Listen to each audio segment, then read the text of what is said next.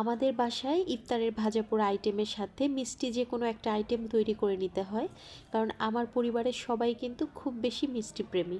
তাই আজকে তৈরি করে নিয়েছিলাম ইফতারে মতিচুর লাড্ডু। এখানে আমি এক কাপ হচ্ছে ভেষণ নিয়েছি, সামান্য একটু লবণ অ্যাড করে দিলাম। আর এই ভেষণটা আমার আগে থেকে চেলে নেওয়া ছিল, তাই এই পর্যায়ে আর চালতে হলো না।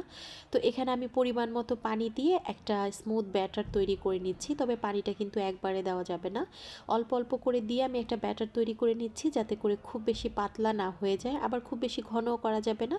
ঠিক এরকম একটা ব্যালেন্স রাখতে হবে আর কি। তো এই পাশ থেকে আমি ফ্রাই প্যানে তেল গরম করে নিয়েছি, এখন এগুলো ভেজে নিচ্ছি। এগুলো যে কোনো শেপেই ভাজা যাবে, তবে আমি একটু পাতলা করে ভেজে নেই, এতে করে খুব তাড়াতাড়ি ভাজা হয়ে যায়। আর চারোপাশটা খুব মুচমুচে হয়ে যায় না, মুচমুচে হয়ে গেলে না, লাড্ডুটা বেশি দানা দানা হয়ে গেলে তখন খাওয়ার সময় একটু শক্ত শক্ত লাগে, তখন খেতে ভালো লাগে না।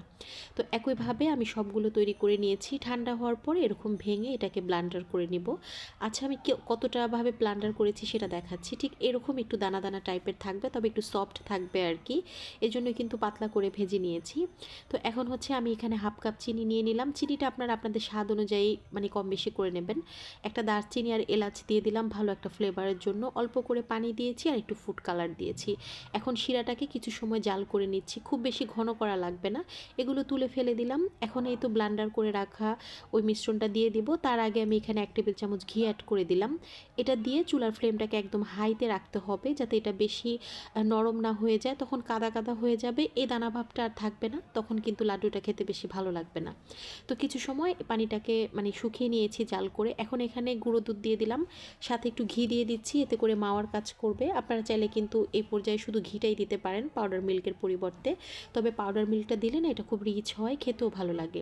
এখন এটাকে নেড়ে চেড়ে নামিয়ে নিচ্ছি। ঠান্ডা করে নেওয়ার পর একটু হাত দিয়ে ঝুরঝুরা করে নেব, তারপর আমি লাড্ডুর শেপটা দিয়ে দিচ্ছি। আর এগুলো দেখেন কতটা দানাদার হয়েছে, বোঝাই যাচ্ছে। তো একইভাবে আমি সবগুলো লাড্ডু তৈরি করে নিয়েছি। তো এগুলোকে তৈরি করে নেওয়ার পর আমি উপর থেকে একটু সুইট পেপার দিয়ে সাজিয়ে নিয়েছি, যাতে দেখতে ভালো লাগে। আজকের ভিডিওটা ভালো লাগলে প্লিজ একটা লাইক দেবেন, শেয়ার করবেন ফ্রেন্ড এবং ফ্যামিলির সাথে।